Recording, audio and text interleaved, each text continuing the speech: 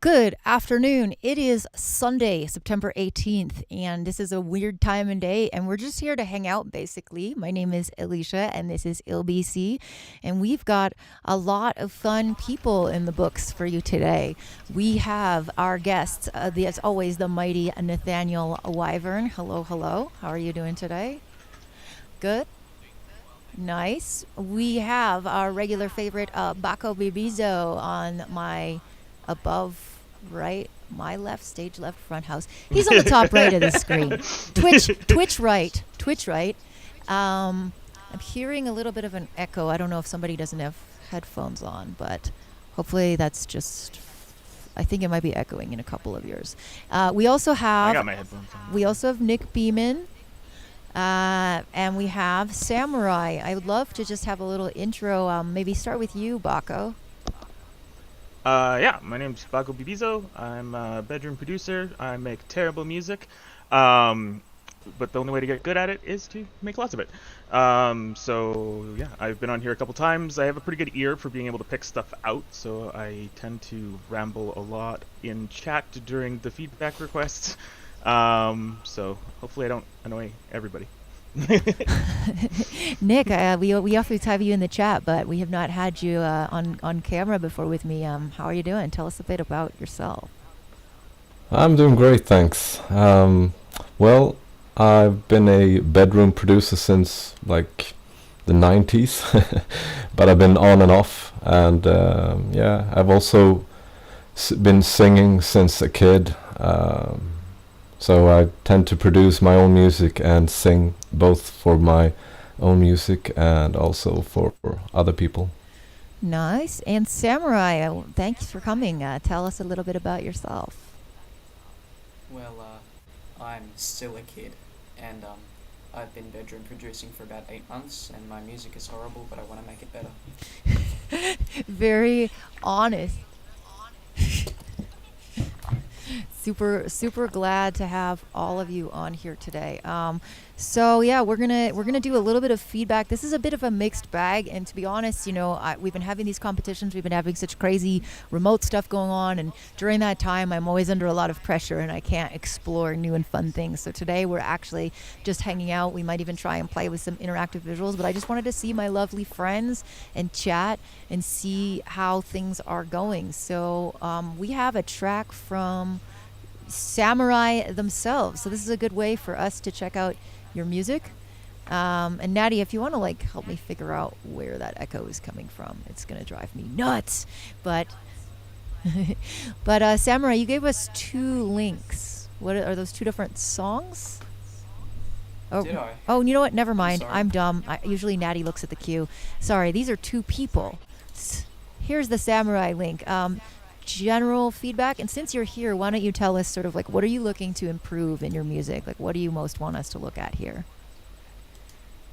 I just want all the sounds to blend together a lot more, specifically, and I just want it to sound good and not like there's something muddy in it, you know? Yeah, fair enough. All right, so let's check out your track, and hopefully we will figure out this echo by the time I get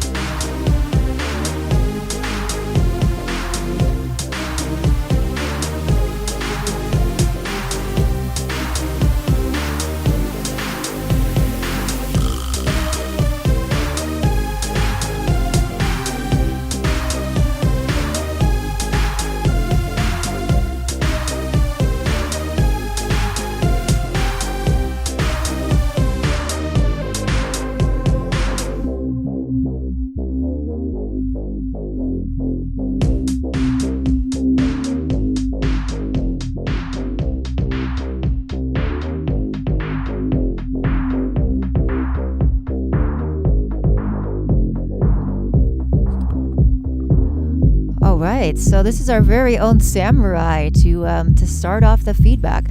And look, I mean, I think you got all your ideas in place. Like I hear a cohesive arrangement, I hear a cohesive idea. I think, it's just a case of, like you were saying, getting your sounds to blend together. So I think learning EQ is going to be like the biggest. Like EQ is something that is just so universal and you never stop learning. And what I hear immediately is just a lot of muddiness, which means that you have to go through and play detective, right? You have to go through and scrub with like notches and other tools to find that rogue frequency in your synth, for instance, that might be clouding up your bass and getting in the way. So I think the first part is just going to be I call it the surgeon or the magnifying glass. You go through and you sweep around with EQs and you're like, this doesn't need to be there. So the easiest thing to do is to sort of EQ like the low end off if it's not a kick or a bass, and keep going up, up, up, up. Oh, I can hear it. Now I can pull it back. But a lot of the time there'll be this like low end noise that you don't even know is there. Nick, do you have some EQing tips? Well, that's basically it, what you said. But I would definitely look into the frequencies of your synths. The lead synth sounds very muddy, and I think it has to do that you haven't gone through the low frequencies of it to remove it and make it sound more crispy. And other than that, I would check out the drums too, of course. I think you have posted some really good tip before, ill-esha, about the different frequencies ranges of each instruments. Mm-hmm. I'm not sure if you have the link up, but it's very helpful if you want to start out Yes. with the EQing. Yeah, I do. I will throw that up while we get some other feedback. But yeah, comparison, and then of course people always say, reference tracks. Yeah, reference tracks is also very nice. Listen to a lot of other music, especially music that you are into or what you want to create, and then try to recreate it. Yeah, so here it is. It's a mirror. So I always say to people, this is the sketchiest looking link, alexey.nl/EQ, but it's just because this guy put something up that is not up anymore, and it allows you to sort of roll over. So here's this chart, and you can look at like the echo just stopped. I don't know who just muted or something, but whoever you are, you're the echo source. You can see the fundamental of the frequency. You can see the overtones, and you can kind of see like where things might be clashing. And there's also these words like warmth, fullness, boom, punch. Nathaniel, how did you? I've watched you transform over the last like 5 years into a much sharper mixing engineer and producer. Do you have some special tips for Samurai? And you're muted, and it's not me. For once. He's looking very busy. All right. I can add something. Yeah, please do. While I'm at it. Please do. Something I have to say is that you have to trust your ears. Always listen to if you listen to another track and see how they made it sound like that, then try to just listen in what have they done to make it sound like that, and then you can just play around with the frequencies to see if you can reach that type of sound just by mixturing. Sometimes if you just experiment, that's when you reach the best results, to be honest. Totally. Yeah, Natty looks very intense. Bako, any tips from you? So when I was learning EQ, I found the best thing to do, and I think this is true with pretty much any plugin that you're learning or any other, I don't know, I do this pretty much with any skill that I'm learning, is that I just do wild and crazy things, but I always make sure that I'm only doing one thing at a time so I can figure out what that wild and crazy thing is doing. So it's good to go through and I would definitely take a look at your lead synth. I think there's also some top end of your bass that is bleeding through. There's a weird resonance that's happening somewhere in the 1000 range. And what you need to do is just make a really drastic cut and just start swinging it around and seeing does this sound normal? Does this sound okay? And you'll find a spot where you'll make this huge cut and then everything sort of clears out. and you'd be like, oh, okay, that's where that is with this, and then just try and remember the like reference the type of sound that it is, because usually it's like a type of sound. Like there's like metal sharp sounds are usually around like 1200 and like 9000, and like you'll sort of start building this little map of like, oh, I know what that sound is, and I'll hear where the cut needs to be. I'm not a super big fan of like doing the sweeping with where you like sweep with the high band, where you're giving it a bunch of gain, because pretty much everything sounds crappy when you give it resonance. So you might be cutting things you don't need to, but it is definitely another option. Yeah, agreed. Natty, can you hear us? We've lost him. Looks so intense. He was so impressed by your track that he's just completely lost for words. I'm not even sure if he's actually still. Oh, I see a hand move. We may have some life from him yet. Well, let's just keep going for fun's sake. Go, Natty. So I'm definitely discovering. Oh, he's trying to talk. He's trying to talk? Nathaniel.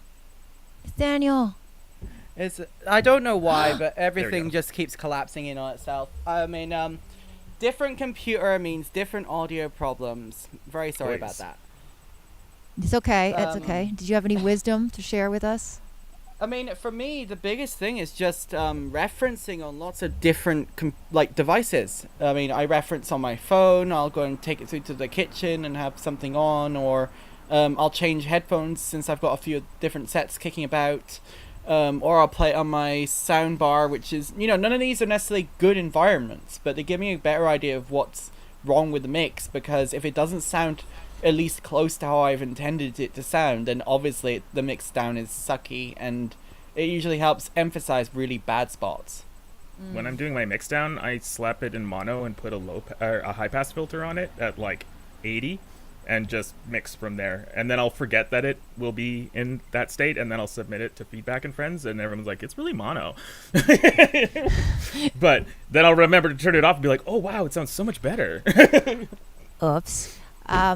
Well, I'm gonna try. This is an experimental stream, by the way, so I may be switching some things. I'm gonna just switch a setting of mine, so do not panic to my chat room. I'm gonna be back in like half a second, so let me just keep talking while I do that. But I want to just tell you all who's listening, we have a really cool ill-esha final event coming up. By the way, I'm really stoked about this. It's going to be in Barcelona on the 29th of September at 9:30 p.m. CET, and you can see that we have the flyer up there. So hopefully, the only thing is that when I do it like this, oh yeah, everyone's back.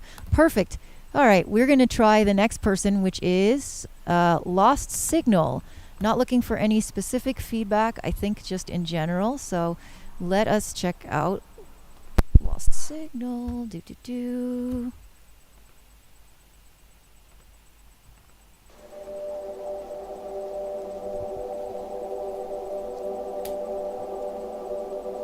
let him see me breaking. Don't let him see me cry.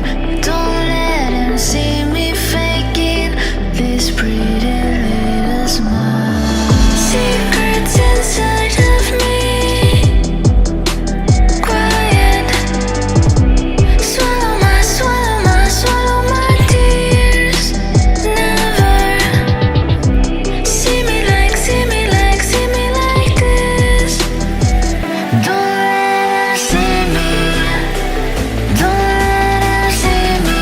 Don't let him see me. His pretty little smile.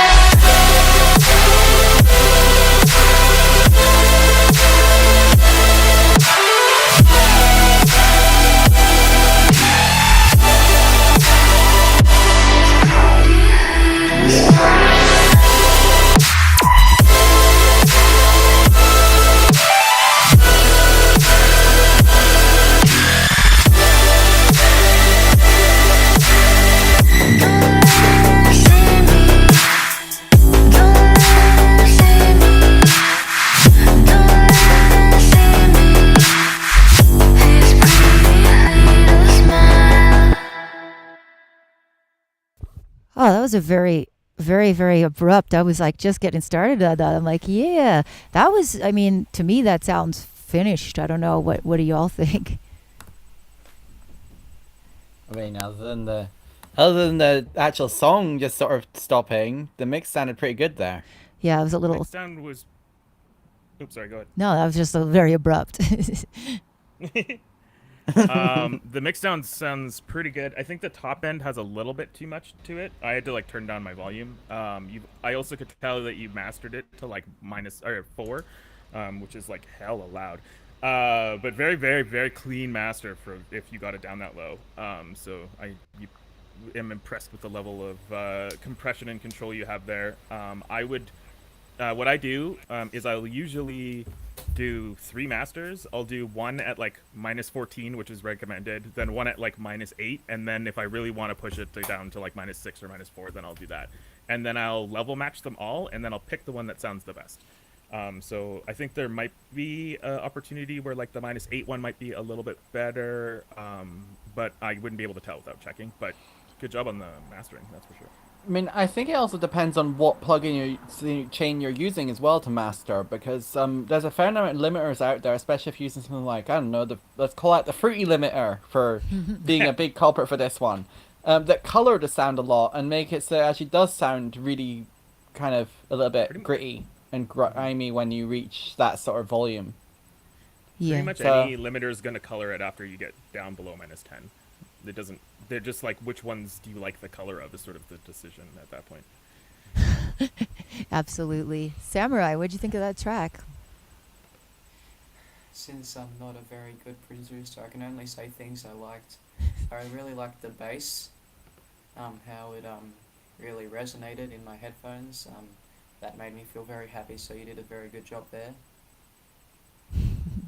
Well, don't be afraid, because here's the thing that I actually learned from this lecture that I keep referencing by Susan Rogers, who's a fantastic engineer, that listeners and producers, right? There's ways that we process music, and there's input and output.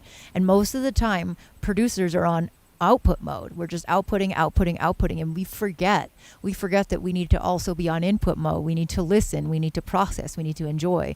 And I know that this happens to me personally. Like if I spend too much time in the studio and I ignore like everything going on. I used to do that because I thought this is the right thing to do. Like I don't want to sound like anyone else. I need to like not dirty the purity of my studio session, which is actually BS. Terrible idea. It's totally a terrible idea, and it just comes from wanting to be original and being very precious about it, and being like 20-something years old, which is how old I was when I had this philosophy. But I really finally learned that, oh my gosh, reference tracks, you learn so much. Listening in general, you learn so much. So now I'm really trying to just spend more time listening. I think that that's super important. Especially things outside of your genre. Especially.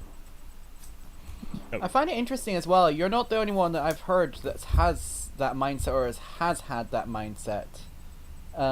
Which that can't spoil your, like, or sully your vision or whatever, and being precious about like being original. Well, I mean, yeah, just the idea of not listening to music while you're in your studio or whatever, or not listening to it on the same week that you go out and record something. Like, why? When I thought music's meant to be something that's, enjoyable, both in the making and the consumption of. I mean, for me at least, that's always been the approach I've taken of, well, I love listening to music, so why would I stop?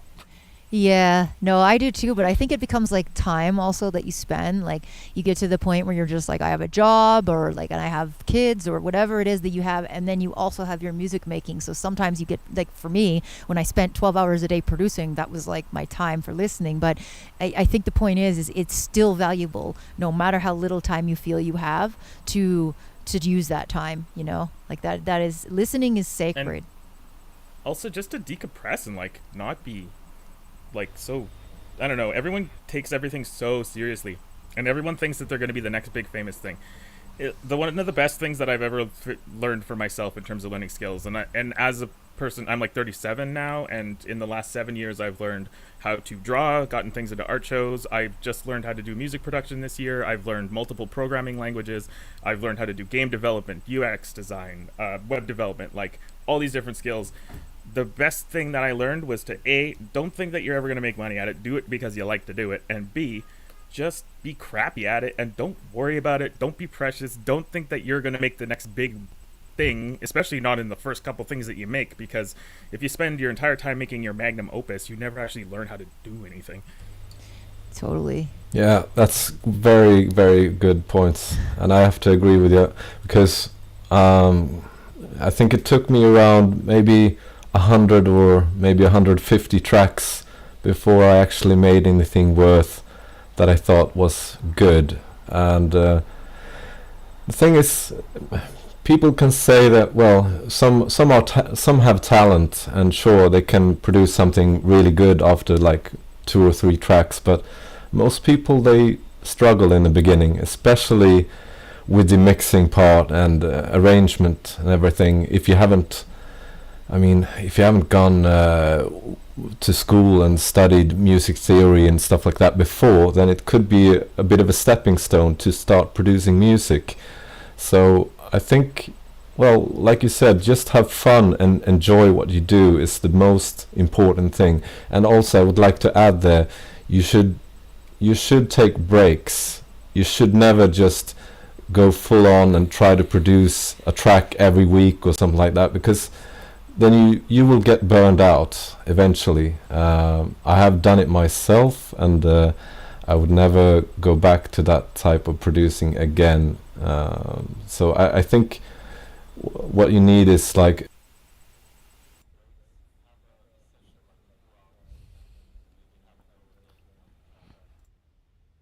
days or a week. Just let it take time. Yeah, agreed. I think people get so stressed out and they're just so hard on themselves, and it's because we compare ourselves to like what we see people achieving in social media or whatever, but in the end of the day, like, we're all getting stuck and they're all having like terrible studio days as well. So Yeah. The only person you should ever compare yourself to is who you were yesterday. yes. And are you better than that? Very wise. Agreed. Very wise. All right. Well, I am. Oh, that's my other pseudonym, Moxfire.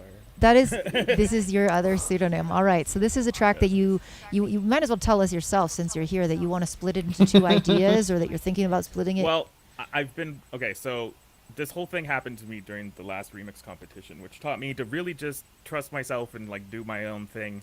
I got a lot of feedback from you guys, which was excellent. But then I started trying to like the feedback was that it was too close to the original track. So I tried to do experimental stuff, but I only had 3 days left, and I decided to do color bass, which I don't know anything about, and I didn't have pitch map, which I do now. And I was like, it's just like an impossible task, and I was trying to like force myself to do it and give myself a lot of pressure, and I had a really bad time with it. So now I'm just sort of like working on this. I was listening to some house tracks that have it's called color house. It's like sort of like a super subgenre. There's like 10 tracks, but I'm trying to make stuff like that. And I wound up finding these really good vox that just fit the track really well, but they don't fit the color based theme. So it's sort of like 2 different things happening at the same time. So I picked the less noisy and busy section. All right. Let's check that out.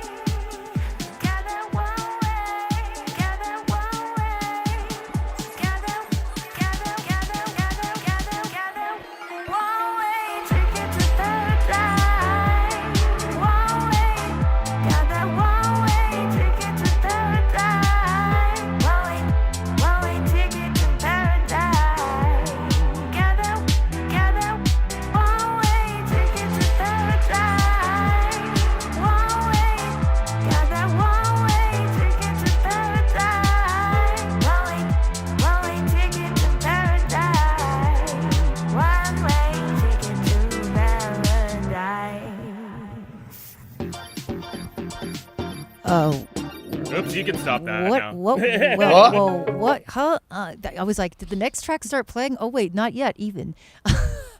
Okay, yeah. So I think the whole chat has agreed that the vocals are out of key. I totally lost objectivity. That's okay.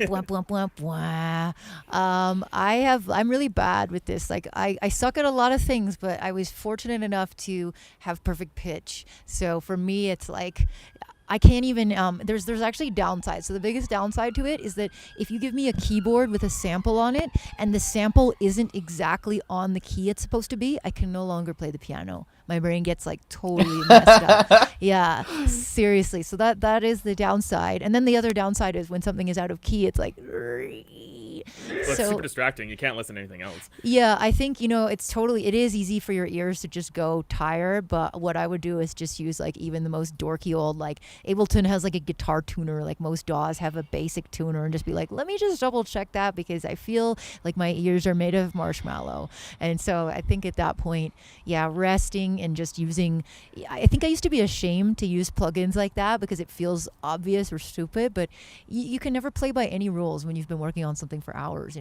like. Yeah, I was working on this for like 6 hours last night, and then I'm like, all right, I need to go to bed now. Yeah. One of the things that I like doing, and just for the fun of it as well, is actually just funneling my own voice through Melodyne, just to see how on pitch I am, because I always find it's very satisfying when you ask it to correct it and it barely does anything. Yeah. I like doing that with Ozone 9 and my mastering. Ooh. Yeah, it's like these plugins are really good for referencing, even if you don't plan on using them creatively. If I can get a master where Ozone doesn't do anything to it, I'm like, woo. Or like does something that I don't want it to do. Oh my God, this is amazing. I'm about to try, we'll see how this goes, but I'm about to try running the visuals. They're looking a little sturdy. Basically, this is a game of like, how much money can you spend on a Mac, which is the answer is I have spent the maximum you can spend on an M1 laptop, and still it cannot handle stuff like streaming people's videos. So, right now I still have 4% idle, so we're just going to milk that 4% and we're going to... I'm sitting here maxing out my Wi-Fi just because I'm curious about how that's lasting. I know I should be really hooked up to Ethernet. Well, because we said tech talk, and just to go behind the scenes, in case anyone is remotely interested, like during the pandemic, obviously everybody started using Zoom. Everyone hated Zoom. Zoom is just like the Antichrist. But the thing about Zoom is they do have a technology of compositing people's feeds and then spitting them back to you in a way that generally is okay, right? Aside from the "can you hear me" symphonies that always happen.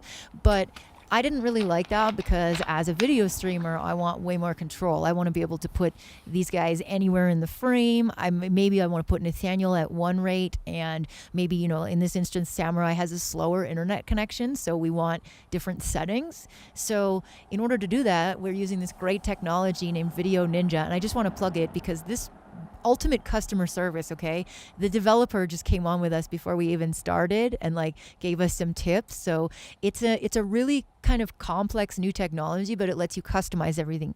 However, I'm still not sure. I'm not convinced that my M1 is totally running as optimized because although a lot of stuff is finally catching up, I still have a couple of applications in there that are running as Intel, which means they're running inside one of my CPU cores and they're probably not being very efficient. So in layman's terms, that's kind of like having 4 limbs and then having somebody just keep piling stuff onto one arm, right? So and 2 of those limbs have to speak a different language at the same time.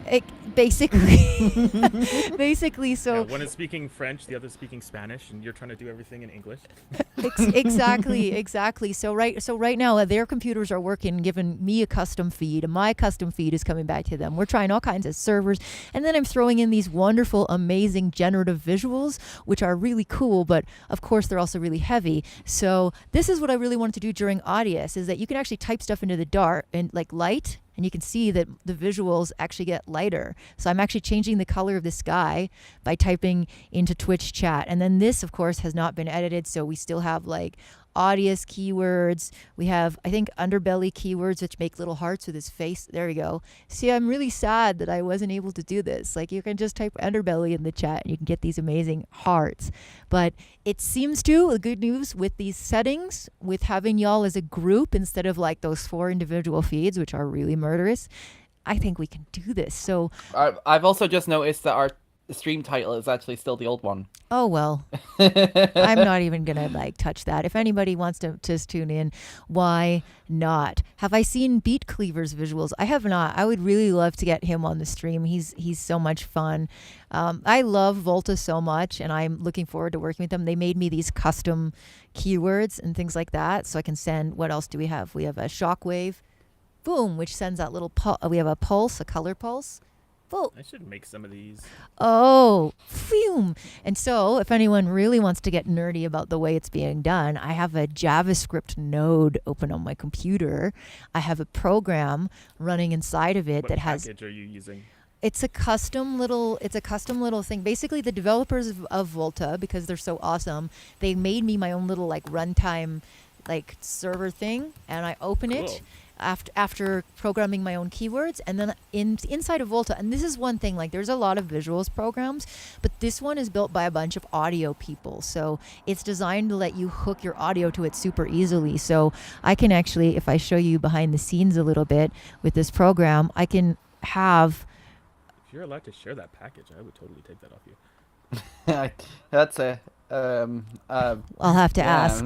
I think so, though. I mean, I think this is a beta feature, but you can see here how like this is almost just like a DAW automation where it has things on the side, and you can actually just connect them to either like the highs, lows, and mids of your audio, or you can use special OSC messages, which is how I'm doing these interactive. You can hook it to Tractor, you can hook it to Ableton Link, or you can just use like regular old MIDI. So this is super powerful because of that, and that is I'm gonna make an ear candy one sometime soon, but for now we have Pulse, we have Shockwave, we have I don't even have the scrolling thing because this is a random new thing that I've been testing my limits.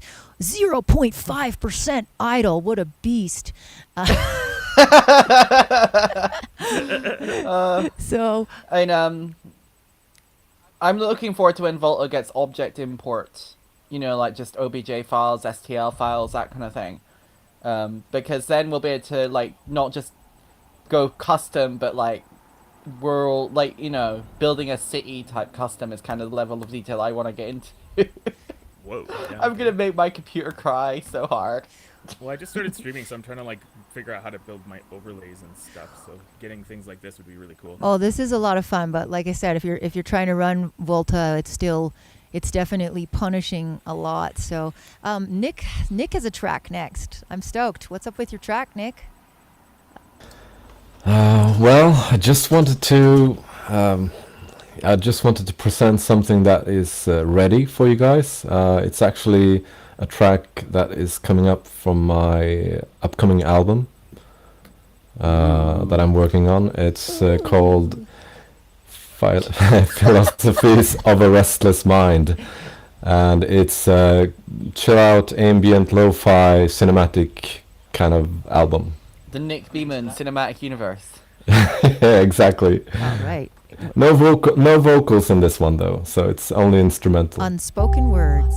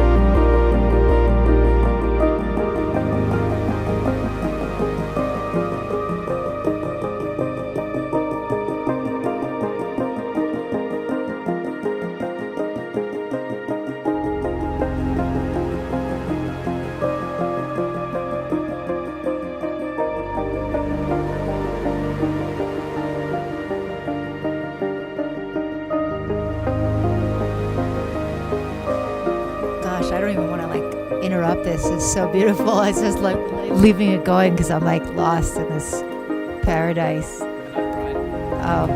It's so beautiful. I mean, I think I'm in agreement with the chat that really all it needs is some Foley because it's so like rich in storytelling. I wouldn't want to like interrupt that. But so I thought is saying maybe some tape hiss or something like this. Natty, what do you think?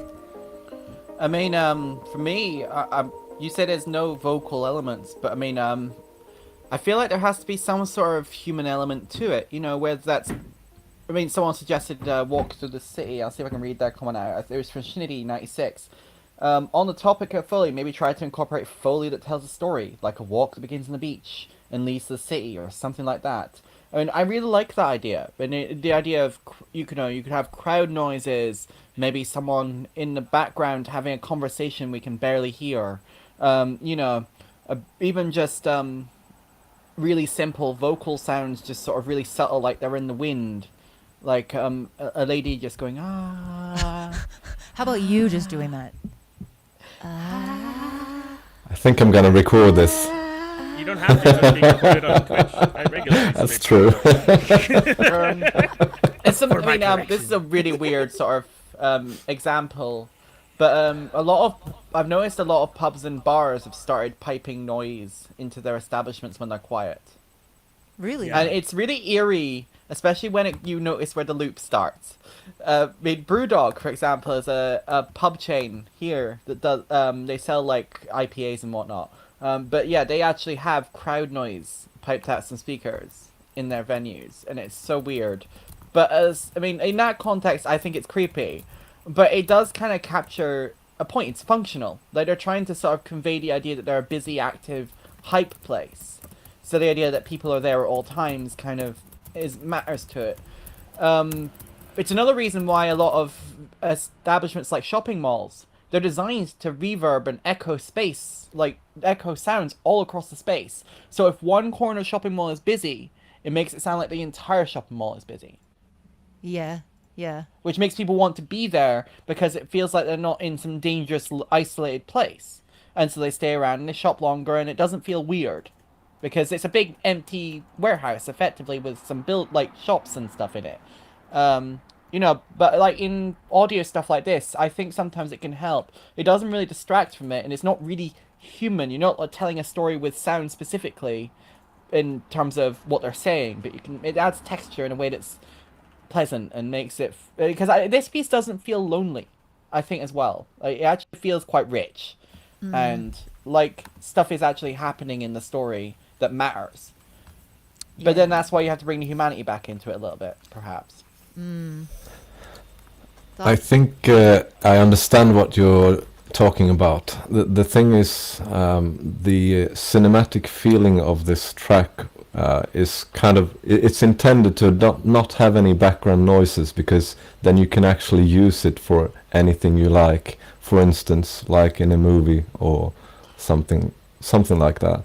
But it could be nice. I was actually thinking at some part to have some sort of vocals with a poem or maybe some just like interesting sentences or something.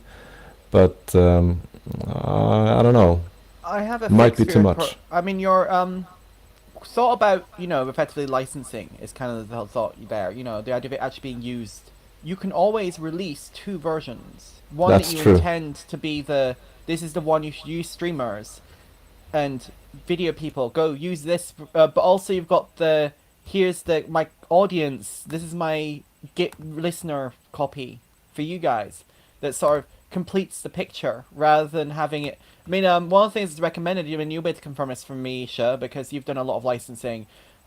They kind of expect you to always have the stems on hand, don't they? Oh yeah, for licensing, you kind of just want to be ready to go. Like, if anything, like if you're really into it, if you have a 60-second version, a 30-second version, and like 60 seconds including a nice tail, even like basically when I make a stuff for licensing, I will make a construction kit for the client, so they have the full mix, the instrumental mix. And if there was a vocal, that vocal is replaced with an instrumental lead.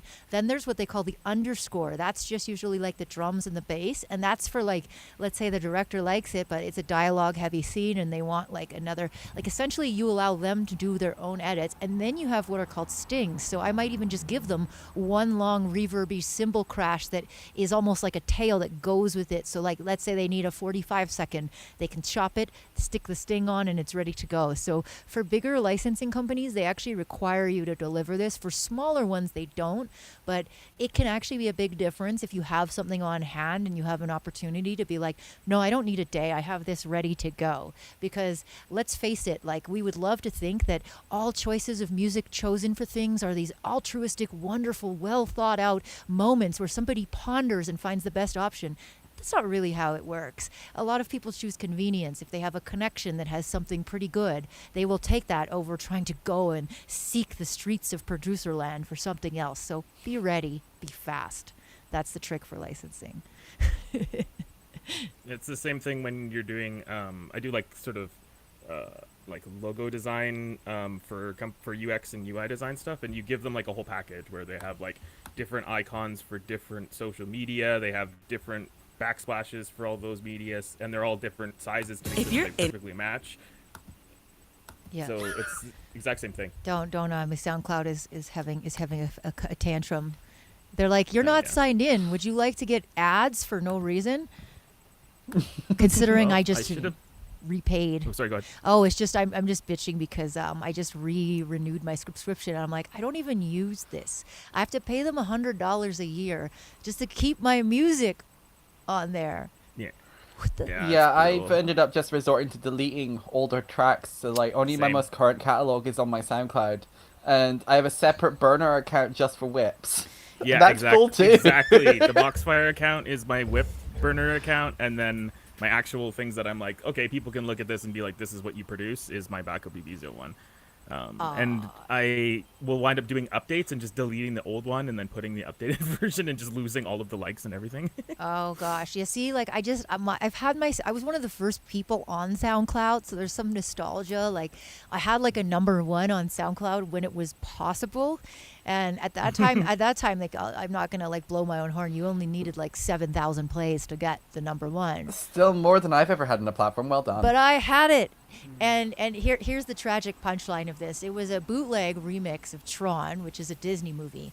So it got number one, and then it got a lot of attention, and then I got like a bona fide strike on my account. You know, usually they give you they give you these fake strikes, but they're not real strikes. But this was a real strike. But here's the worst part. 3 weeks later, Disney threw a Tron remix contest on SoundCloud. Oh, wow, that's brutal. But I would be with a different little bit butthurt song, about that. so I couldn't just re-enter mine, and my stuff was already struck, so I lost my number one. And now it's impossible to get past the like Egyptian bot accounts of like, I don't even know what's going on. But speaking of SoundCloud sucking, this next track is from Brand Muffs, and it's called Who You Are Master. And for me, I just read, who is your master? And I was like, SoundCloud, not you. Not you, SoundCloud. So let's check out, did Brand Muffs say, mix and master, DJ ability, ass shake ability. All right. Nathaniel, do you have your ass shaking measurement device strapped to your ass? It's currently incapacitated right now. Okay, you're going to have to just visually measure. All right, everybody, let's You gotta think about how quantify. thick those cheeks clap, man.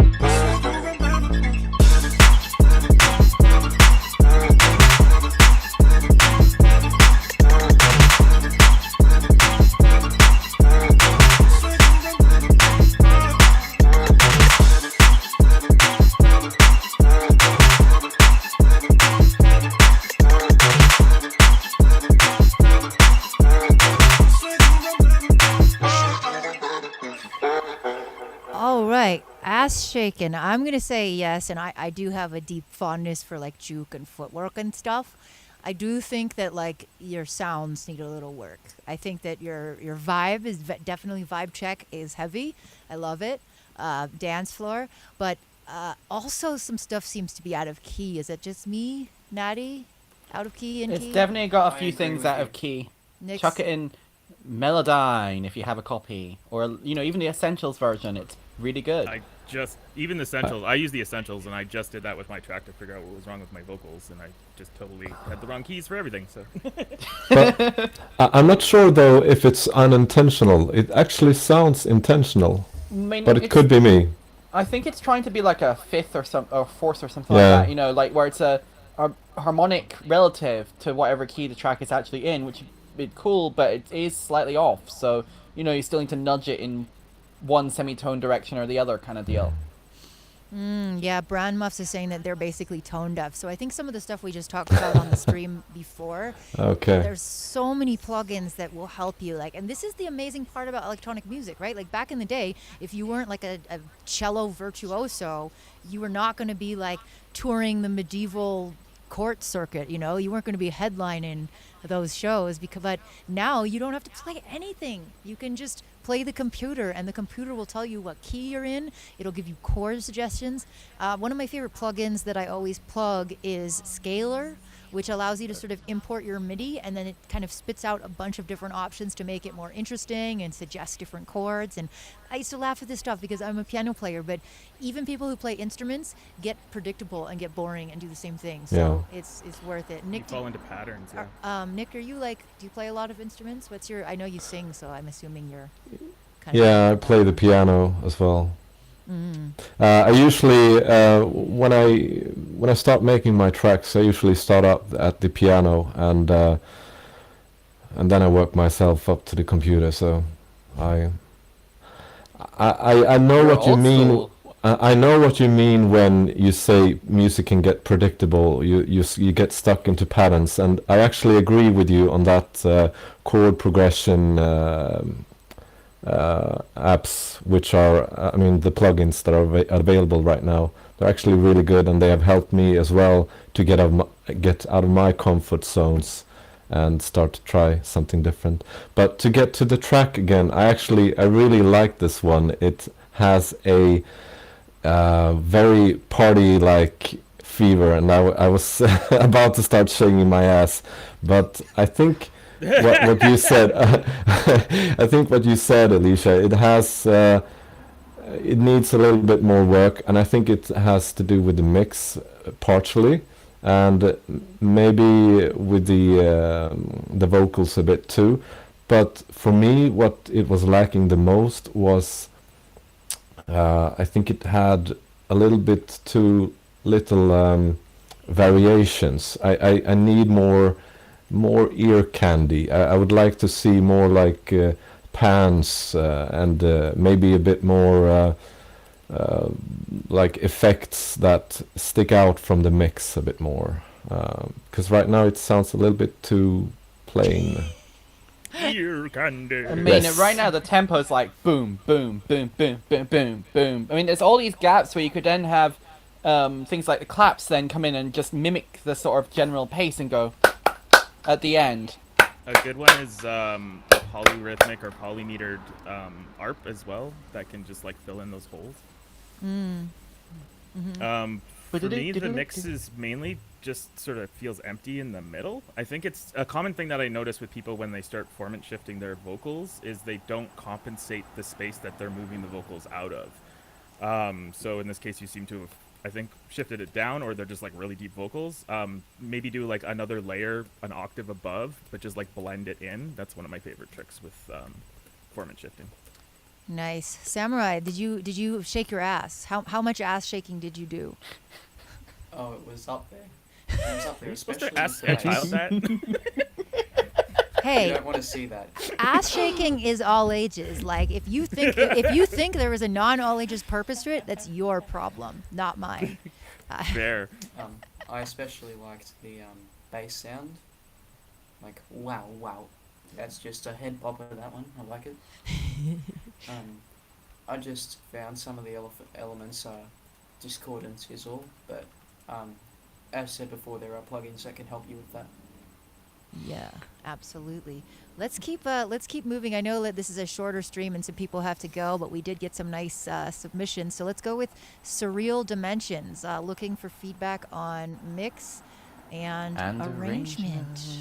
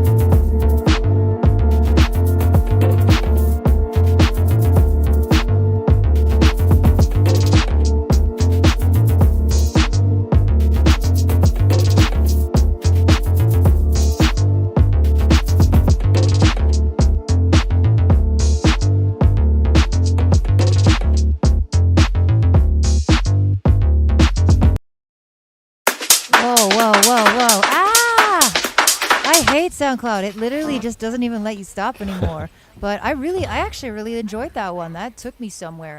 Bako, I'm going to let you jump in first on that. I am loving the house music today. Everyone's playing my shtees. Yeah, that especially that second groove that you got going on there, that is like real nice and smooth.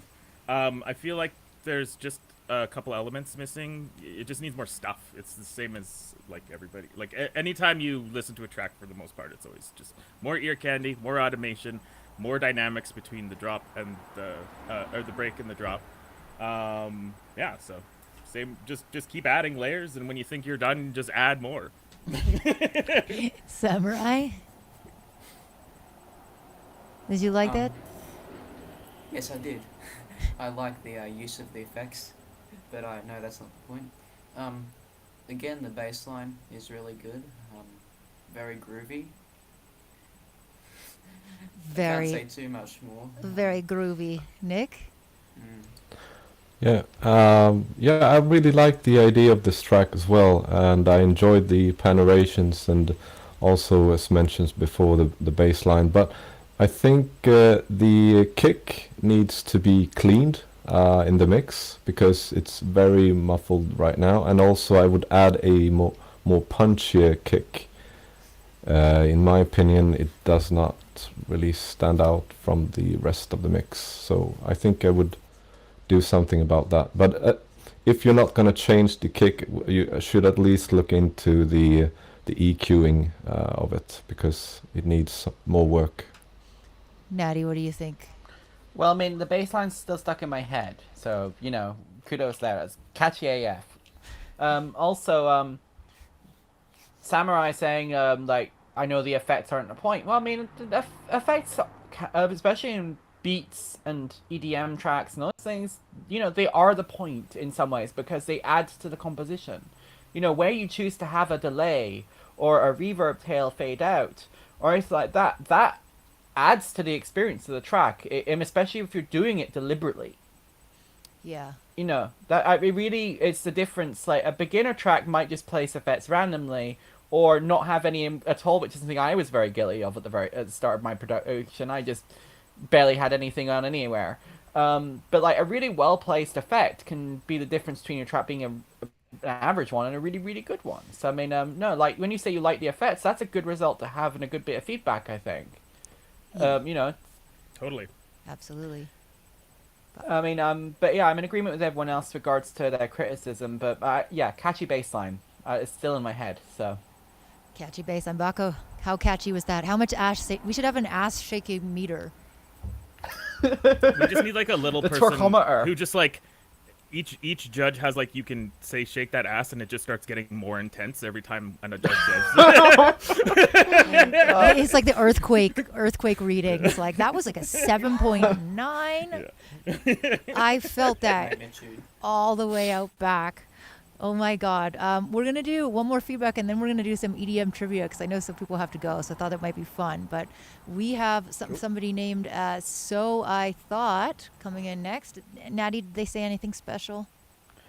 No, they left no feedback requests, which makes me sad. Breaks my heart.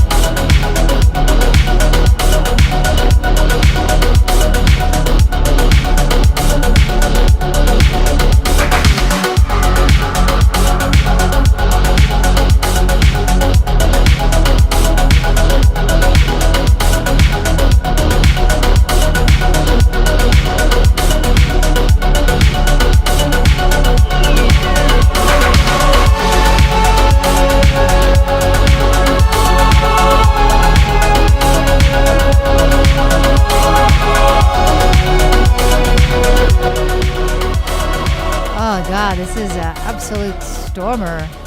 I love this. I mean, this is hitting hard. I don't have my stop pack on today, but it's still banging in the right place anyways, which is good. It means that you've got enough like top end distortion on your bass to make it stick out. So this is a good like headphone iPhone test, right? Like if your bass disappears, then that means that you have not created or emphasized sufficient harmonics in the middle range to give people the feeling of that bass being there. And that's the secret, right? Like sometimes people will listen to some crazy trap banger on a phone and be like, how do I hear that 808? Like it's not really there. And it's an illusion, right? Like the human ear actually like fills in certain gaps when it expects something, which is interesting because our eyes are the same way. So like, I don't know if any of you have seen the experiment where like they print a sentence or a paragraph and there are like letters missing out of all of the words, but you can still read them. And it's just because your brain fills in the gaps. And so with ears, it's the same thing. If you create like the top end of an 808, if you create the buzz and just a little bit of stuff on a big system, you won't even notice it that much because the sub will be crushing you. But on a small system, you'll hear that little top end definition and your brain will just auto-complete the bass. So I think that being said, you have that. Like I don't have my sub pack on, I don't have my speakers on, and I still was like, yeah, there is some nice bottom end there. What were you all feeling, Bako?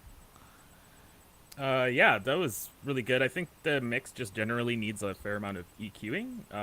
There's some synth elements that were not blending really well on the top end, and I feel like your low end is a little bit muddy and needs to just be tightened up. A really good plugin that I like to recommend to people is Waves, what is it called? Wave Observer Pro. There's a free version of it as well. The Pro is like $5 though. And it basically is just an oscilloscope for you. And I like to use that on my low end where it's just like trying to make sure that the kick and the bass are timed perfectly and that they're like, have their own space. So that's a super useful one. And then there was like a weird section in there. It might be because you're automating the tempo and you probably like copied a clip over or something like that, but the tempo spikes up for like a quarter of a bar and then goes back down again, and it's like sort of weirdly disjarring. So just double check your automation for that. Yeah, it did But seem it a was little cool. funny. It did seem a little funny, but it wasn't latency. Like I could hear that on my side too. Natty, No, it's definitely part of the track. what did you think? I mean, on the whole, I think what you're trying to do is very impressive. I agree with Neil McPhee in the chat there, saying that the synth glide at the end was really cool, but pull that stuff forward. You know, one of the things that you seem to have neglected to do with your tempo changes and stuff is automate your response of your synths. So they're all kind of doing the same thing for the entire track. You know, it makes a track like this more interesting to have things like the filters go cool and in and out of their space, but also you can change the portamento pattern, the glide, so you can have tracks like where the ARP is going just really punchy, and then it just at the end of the bar just does this whole glide thing into the next bar, and it's suddenly like, oh, really dynamic, and it gets it away from being a loop sounding track to something that's organic and evolving by itself. The other thing I think as well that will help with the mix is just make it more stereo. Right now you're kind of operating on 2 or 3 levels, but you need to maybe up that to 4, 5, 6 different zones within your stereo field where things are happening, and they can cross over again as another aspect of your automation that you can tweak and play about with, is having things move from one level to the next, as long as you don't do it with your bass, because that tends to create weird results. Nice. Anyone else? Thoughts? Yeah, sure. I think it was really good, and the feedback that Baku and Nathaniel gave was spot on. I would like to add that the bass line, for my taste, it was a little bit too far out on the stereo side. I would keep it more mono to actually make the other sounds sound more stereo. But this is I mean, if for a very bass focused track, it's very important to have that. But in this track, I think you would be more gentle with it and instead let the synths have a more stereo wide feeling. And I would also work on the levels of the synths so that you bring forth some of the synthesizers that have the leading sound and keep down the more how do you say it, the not the lead synths, a bit far back in the mix. So yeah, that's what I would do. Yeah. Very insightful. Once again, I So really yeah, liked- we're gonna have Oh, this. Samuel. Samuel, Samuel, yep. go for it. Once again, I really liked the bass sound that you used and how repetitive it was. I think it really helped put me off in a trance, even though it might not be a trance track. I also liked the layers you used, especially on how you've made them fade in and fade out of each other. But I'd recommend automating some filters and using timbral changes. I'm not sure about the music theory term, but it's like vowel changes with the synths, like going from I to you. Or I'm not sure, but it would really, in my Formant opinion, filters. add some interest to the track, keep the listener engaged. Great job. Nice. Very good job. Damn, this is not. It is not giving me. That is so annoying. I don't know why it's. Oh. I didn't mention one thing I wanted to say. Go for it. There's more in regards to Please your do. comment, was where you were saying that people's brains automatically fill in the. It's usually the fundamental that it'll fill in. So it's a super useful trick for sound design, actually. At least Serum has it, I know for sure. I'm not sure if other synths do. I imagine Vital probably does, but there's an option where you can go into the wavetable and just remove the fundamental from the wavetable, and it sounds almost the same, but it gives you the space in the low end, so you can start stacking things up on top of each other without having the actual frequencies there interfering with each other. So that's super useful for layering as well. Oh, is it not working? Oh, I think I just did it. I wasted a credit on it not working. Yo, there we go. Oh my God, it's EDM trivia. Dun, dun, dun, dun, dun, dun. The answer to all the questions is 42. The answer to all the questions is definitely 42. That is what you want. Yeah, so we're just basically having fun. And Nick, I know you had like a limited time, so if you have to go, like you do whatever you please. You are welcome. Everybody's We are very grateful welcome. to you. We are very grateful. The only thing I hate about this is I don't know how to take this 2-minute countdown. Like there doesn't seem to be an option where I'm like, no, I want to do my own countdown, yo. I don't need your weak. Maybe you just gotta like fire it preemptively or something. Yeah, I mean that's what I tried to do, and then it was like, I'm not working. All right, so we're starting in 1 minute, and what is going to happen here? Well, this is kind of a test. It's more for fun, but I am giving away little EDMP sticker packs.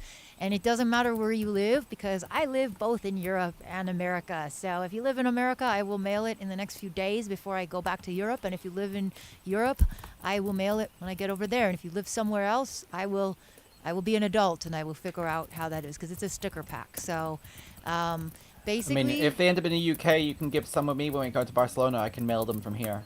Oh, exactly. Yeah, I'll give you some in Barcelona. Well, you know what? Let's listen to Schnitty's song while we wait for this long countdown, which is taking absolutely forever. So let's just play Schnitty's song. Something I wrote in 3.5 hours. I'm running out of ideas. Okay. Sounds. Because you only gave yourself 3.5 hours. Okay. Well, yeah. Duh. All right.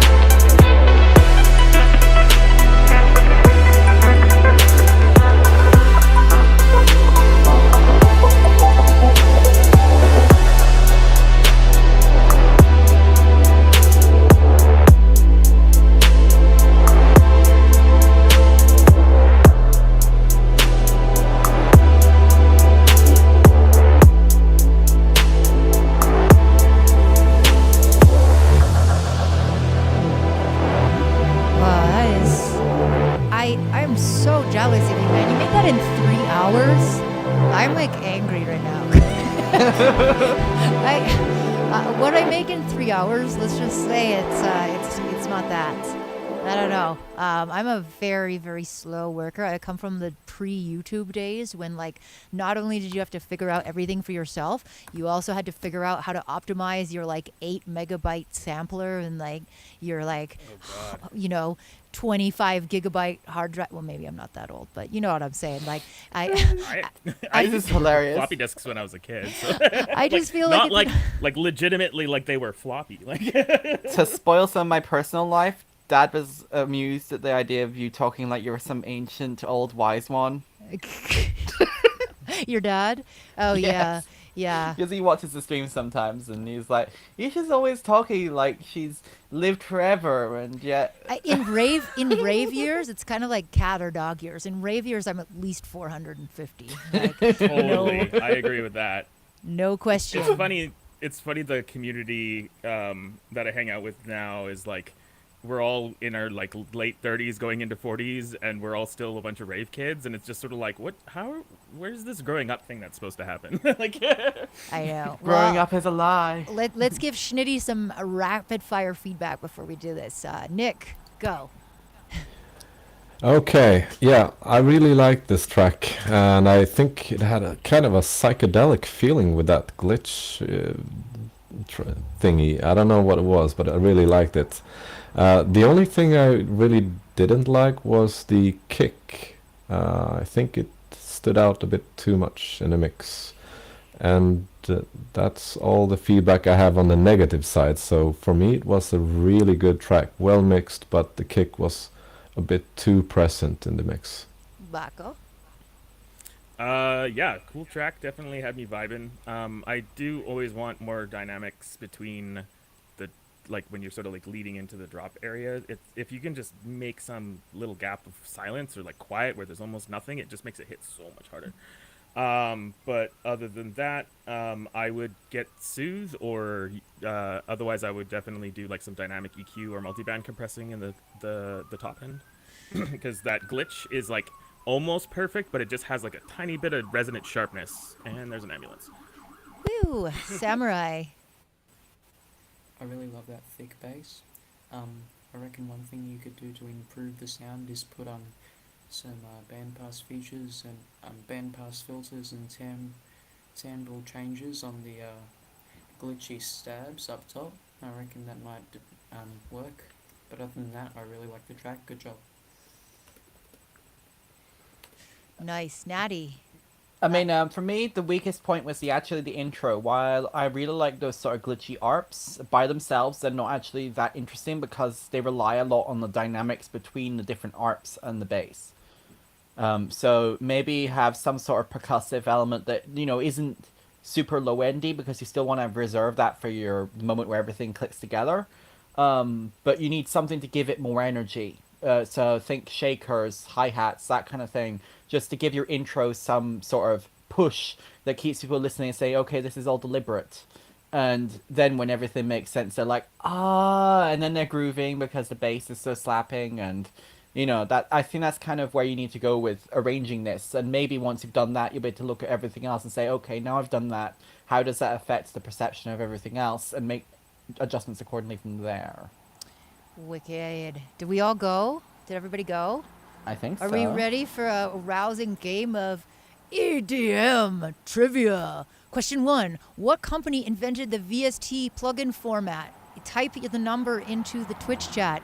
Is it X for Records? Is it Steinberg? Is it Image Line? Or is it Avid? You've got 28 seconds on the clock. Sorry for the bot. That's the Volta Visuals script. Just ignore that. I apologize, but I haven't fixed that late. That's just some visuals triggering, but it is actually, it should be working with the survey as well. I guess we'll find out. Yeah. So. That's the point of this stream as well, to that's make sure things exactly that aren't connected aren't too broken. Yeah. All right. 2 seconds, and oh my God. Oh. Computing answers. Computing answers. I need to really just make this sound effects pack. We need to remix the ear candy. We need. We need to remix the, what do you call it, countdown theme. Yeah, we need like the ticking clock. We need like more. Oh, Steinberg, and pretty much everyone got it right. Sorry about that, Brand Muffs. Good effort, good effort. Everyone else has got the right answer. The right answer is Steinberg, which is And everyone's got a love-hate relationship with Steinberg. Cubase Nuendo was actually my first DAW, and Cubase SX was the second, and they were basically the same thing, but Nuendo has more like surround sound capabilities. But yeah, I love them, but they're too expensive for me now. But they're great. It's still a great DAW. It's just out of my price range. All right, next question. When did that company first release that first VST plugin? Was it 2001, 1996, 1989, or 1898?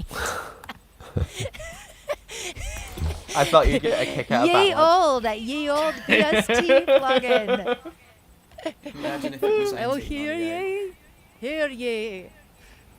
Thou shalt ride in horseless carriages with automation.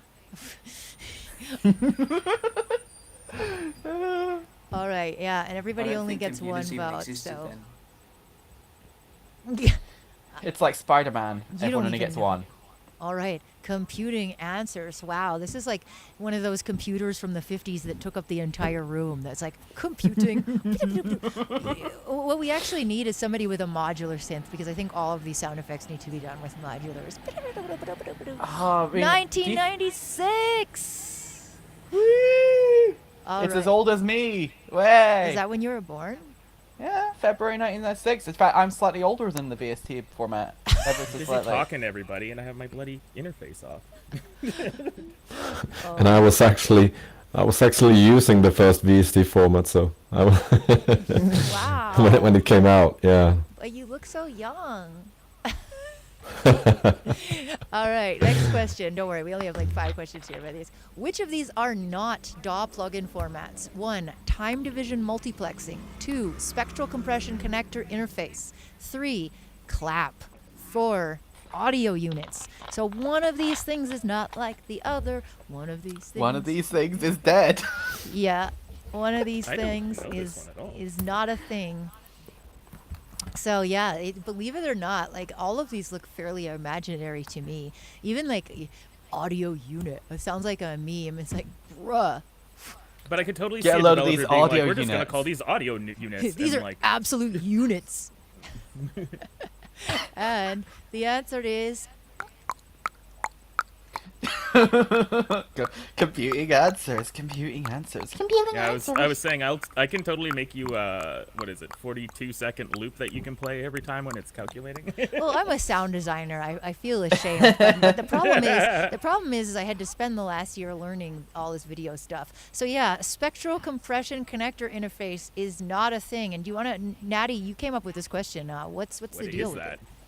it? So basically, I was thinking about things like clap and how audio can like formats for plugins are just getting weird. And then I found out on the Wikipedia for plugins that one of the DAWs, I can't remember which one now off the top of my head, uses something called time division multiplexing as a format. So I was like, well, okay, we need to make something that sounds a bit like that up, which is Ah, yeah, okay, that makes sense. All right, and speaking of answers that sound alike, this is another Nathaniel genius. Which band was the first to use the TR-808 drum machine? Was it Yellow Magic Orchestra, Orange Ordinary Band, L'Orchestre Cinématographique Bleu, or Green Trumpet Trouple? Oh, I don't know. that's any a tough of one. those. I That's know- a really guess tough the one. one. That sounds like a real band. I have no idea. It was I'm Mozart. evil, I know. I know, sorry. Mozart is not an answer, but you're probably right. Mozart's 808s are the hardest. Who's the one that wrote the canon one? It's that guy. I think there was a brief period of time where people were doing trap remixes of classical symphonies. I'm glad that that's not a thing right now. I think. Figure out how to shoehorn a 3/4 beat into an EDM track. The correct answer is Yellow Magic Orchestra. So, Now, I know the story behind that one because they're my brother's, one of his favorite bands. They're from Japan, and as far as Roland is concerned, they were the first band to use the TR-808 drum machine because they were one of those early synth pioneers alongside Kraftwerk and that sort of group of folk. But obviously because they're in Japan, they were fairly niche, so most people have never heard them existing. Makes check out their sense. first album. It's actually quite cool. It's The true. Japanese name with the not perfect English, and then also using the latest technology. So when was the Very theremin Japanese. invented? When was it? 54, 1940, 1920, or 1820? Back with the VST in 1898. OG signal flow. You guess coming from a different universe, like is it advanced technology back in 1800s? Bing, bing, bing. Ah, Well, it would have been in the 1800s if it. There was in the 1920s there was also it was like 1910s or something. There was also this massive organ thing, which the sound it was basically an early synthesizer, and the whole system took up an entire room in the basement. So XE Fusion says, I don't even know what this is. So one of our contestants in the competition, and really Ryan, actually uses a MIDI theremin, which, if you don't know what a theremin is, think of those old horror movies on those little like weird space sci-fi sounds. That's a theremin, and it was invented in 1920. Natty, do you want to tell people who might not know what a theremin is in like one sentence? It's an electrical conducting interface, effectively. So it creates an electrical field that spans vertical, and depending on how far away your hand is, which is conducting that electricity, that changes the tone. It's true. It's true. Very succinct. 19. My friend's building me one. 20. He doesn't know it's going to be mine, but I'm very excited. Absolutely amazing. We also had a contestant in the ILBC Bristol round who uses electrical conductivity of objects to make her music. It's the same principle, really, but Oh, with yeah. a different input. Yeah, and that and hers. Yeah, electrical stuff is tight. It's like such an old technology, but I mean it's real. Like think about opto compressors, like compressors that use light being flashed on them Oh, to something's happened to the for the stream. compression response. Whoa, Something just crashed. I don't know what No. happened. Hold on. Are we still live? Well, my Twitch is just Oh. freaked out. There we Maybe go. And we're back. That was weird. Yay! I don't know what that was. That wasn't even. That was a very random OBS hiccup, but it came back. Props to OBS 28. We have Rolly, a track called the Do It Live, and like I said, again, I know this is an impulsive stream. We got like 4 or 5 more. Well, let's go reasonably quick. Let's do like lightning round feedback, and then if anyone has to drop out, they can. But we've got Rolly, Maybe Do close It. the queue now. Yeah, the queue's been closed. I closed it a while yeah. ago. It's don't been closed for a worry. little while. Yeah.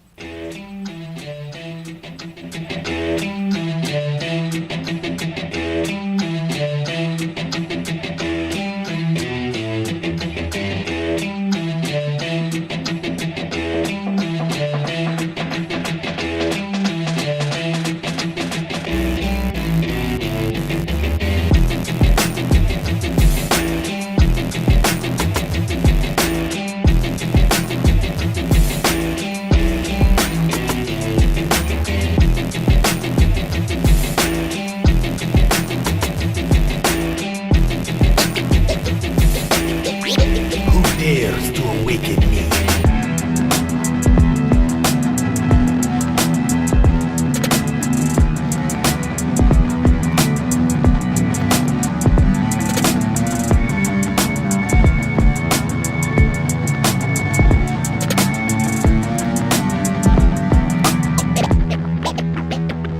Come on.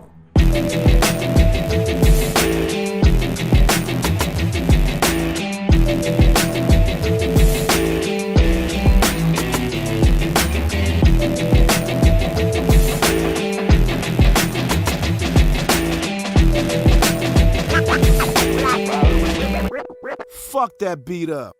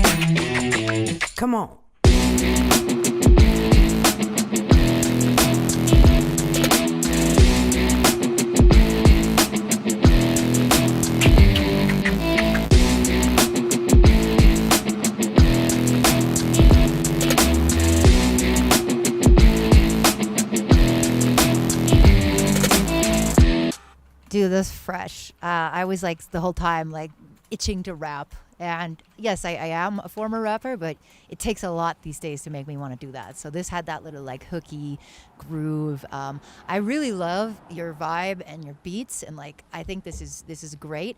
The only thing is I think that you could make your sounds a little bit more dynamic. Like it sounds like you've taken some very good basic waveforms, like, you know, a buzzy saw kind of in the bass, and maybe you have like really good starting sounds, but part of what makes sound design dynamic, part of what makes it push and pull, part of what makes it move is sculpting it, right? It's kind of the same if you're like, I'm going to make a sculpture of somebody's head, and then you just carve an oval out and a neck, and then you're like, okay, I'm done. So that's great, but you need features, you need things to make it a face. And I think that with sound design, you can either do automation within your DAW, or you can do like modulation within your synth, but just something to make things move. And there's things like, I don't know, notch filters, automating the level of a distortion up and down, or the type of distortion. Depending on what synths you're using, there are so many ways that you can make things move. You can even just use envelope followers. They're one of my favorite sort of underused tricks to sort of just change the shape of that sound, because that was the thing is like I love your beat, but like sometimes when the sounds were coming in, they felt very square, and I don't mean like a square wave, I mean just like, here's the sound, it's coming, it's leaving. And that's what I used to tell my students when they didn't like mess with the attack or the release or like the filter envelope. I was like, you just gave me this big block.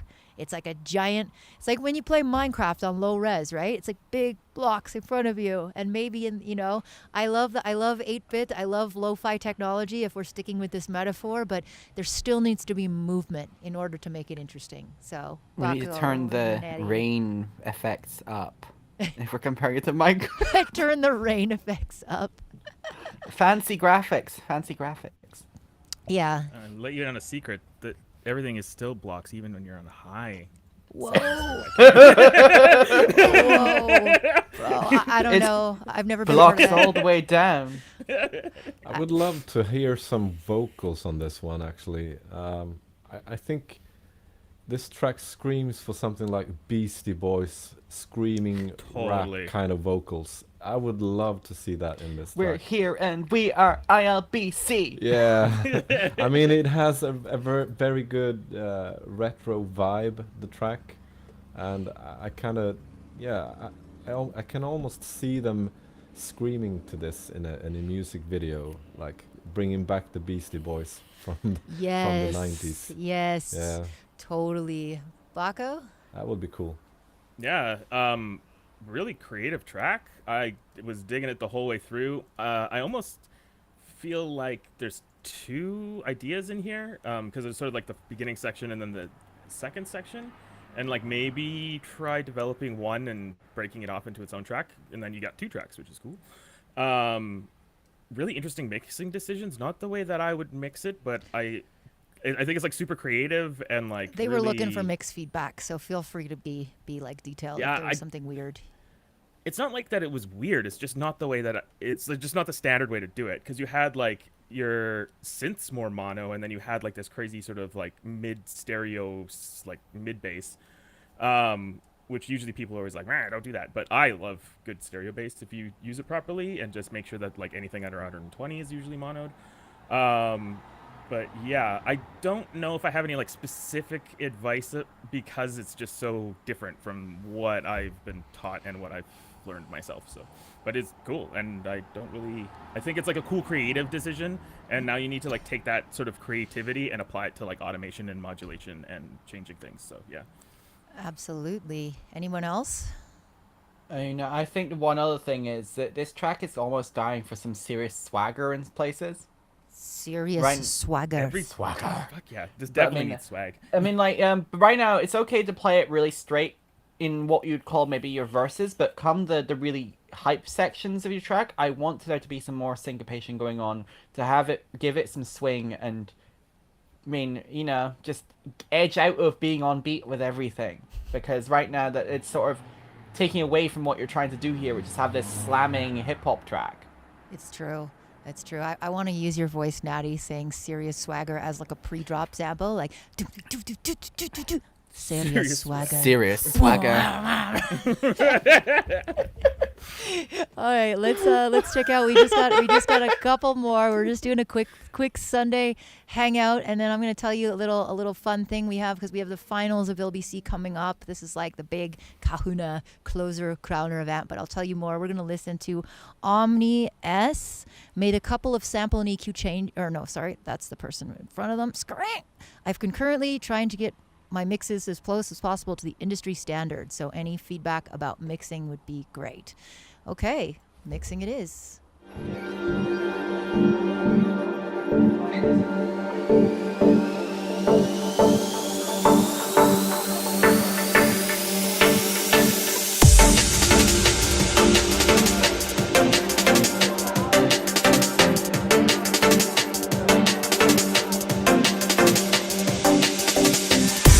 make me feel like I'm losing control. I've never been so high, just so you know.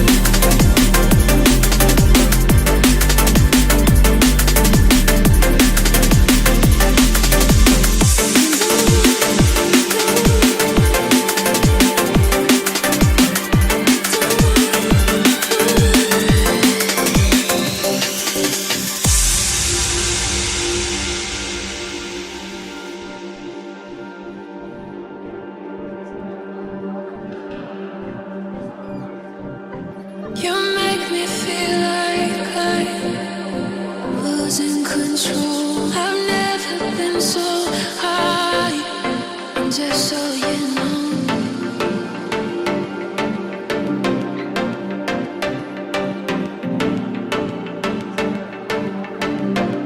You make me feel like I'm losing control. I've never been so high, just so you know. You make me feel like I'm losing control.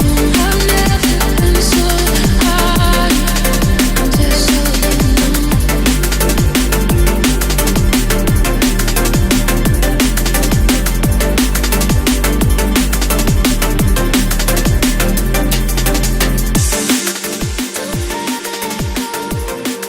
Wow, some beautiful, epic stuff.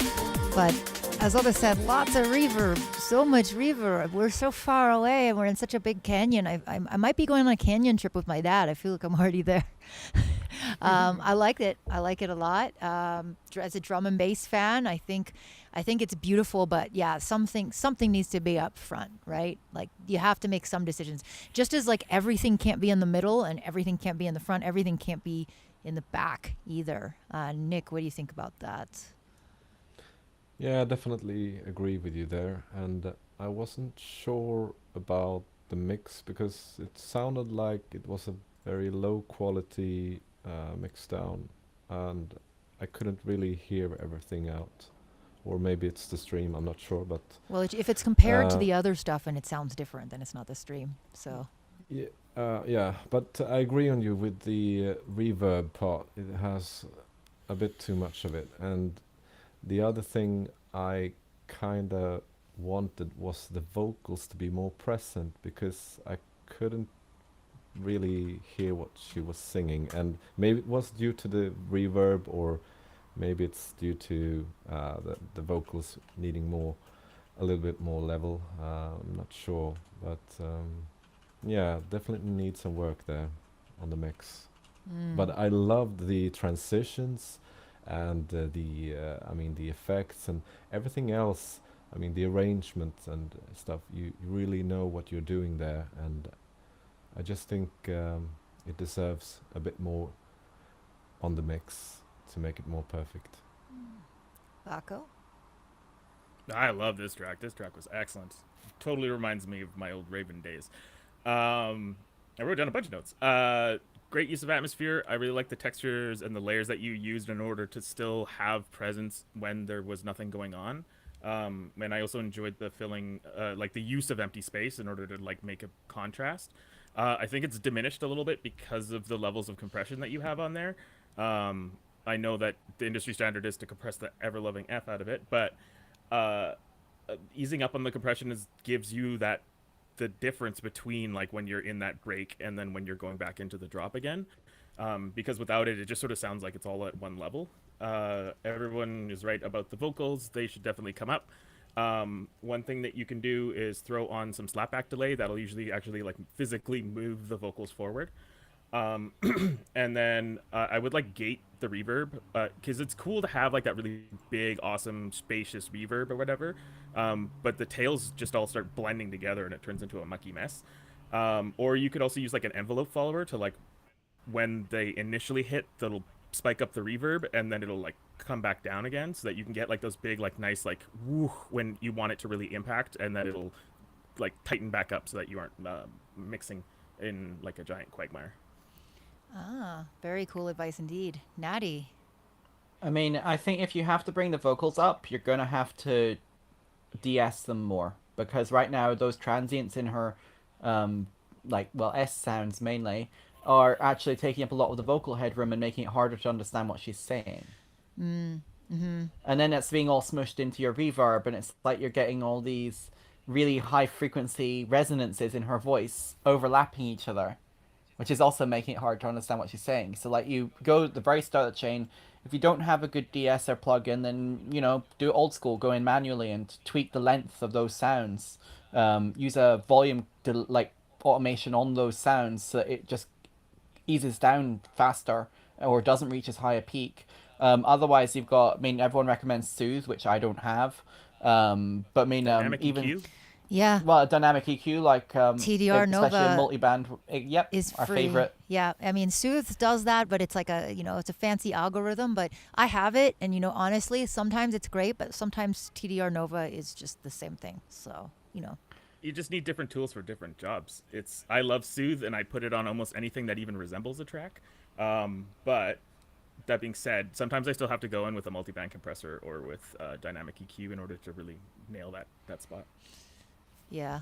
In the other direction as well, maybe some of your other sounds could also do with a little bit more high-end presence, in which case I recommend chucking on an exciter onto those sounds. Even that snare, for example, is very flat sounding right now. Occasionally, maybe not all the time, but it might be benefit to have it be a little bit more snappy in certain parts of your song, in which case automate in an exciter so it's like giving that edge to the upper frequencies of the sound. Also, envelope follower works well on distortion for that. Apparently, Andrew Huang has been dropping the envelope follower trade secrets. I guess I need to keep up on the times. Did he do a video on it? Apparently. I agree I love with his videos. I didn't see it, Nathaniel. though. I agree with Nathaniel on that snappy snare part, but I would have it on like a place where you have less drums and more like maybe a kick and a snare and less sounds in the background. to make Exactly. that- Yeah, Less. that would be really cool. Yeah, I absolutely. All right, we just got a couple more left. One of them is from Psycho Acoustics, aka Mike the Performer, and this is a funny feedback request, so I'm going to read it. It just made a couple of sample and EQ changes. Otherwise, it's the final version. What title sounds better? Oops, all house cliches or oops, all house tropes? I'm going to say tropes. I think it's like, I agree with tropes. it's a little more like roll off the tongue. Oops, all house tropes. Cliches is like you got to get fancy at the end of it. We want to get dirty. That's just my Also, I'd say tropes. It's like implies that you're being deliberate and you're not trying to sound cringe. You're just It's true. Like That- a cliche is almost like you didn't mean to do it, right? I don't know. Yeah, cliche is more like somebody would say that about your track. and trope, Exactly. and I'm saying Yeah. it about my own. Trope is like you're owning that. You're owning it all. Yeah. All right. In the beginning, there was Jack. There was Jack.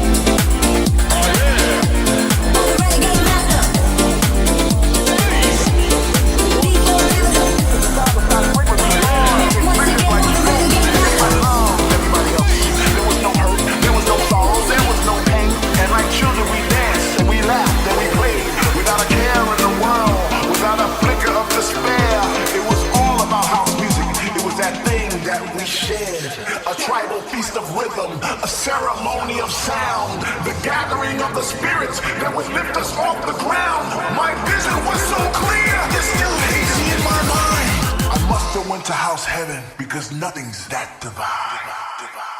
Somebody scream! This is like 5 minutes long, so but well done on including so many tropes in such a small space. By the way, I don't want to jinx it, but I think I have a new system that's better for not muting myself. I've been doing pretty well today. I basically, I don't mean to give away all my trade secrets, but I made myself a big angry red icon on the stream deck that flashes at me when I'm muted. So Perfect. Seems to be working. That's one way to do it. Yeah, no, it works. The other day in the competition, I ran out of room for buttons, and so I had my mute button on the other screen, and so that's why, like, every single time I came back, I was muted. So I'm really happy other people were talking. I think that this sounds better. It's still, like, quite sharp for me, and I don't know if that's, like, you throwing a quick limiter on it, and then, like, of course, you're using a lot of samples that are older. So I think that, we just talked about soothe, we just talked about dynamic EQ. I would kind of just go in and, like, Here's what I do, like, to make sense of things if I'm doing something really crazy like this. And usually this would be something I would do for sample packs, but this kind of goes the same.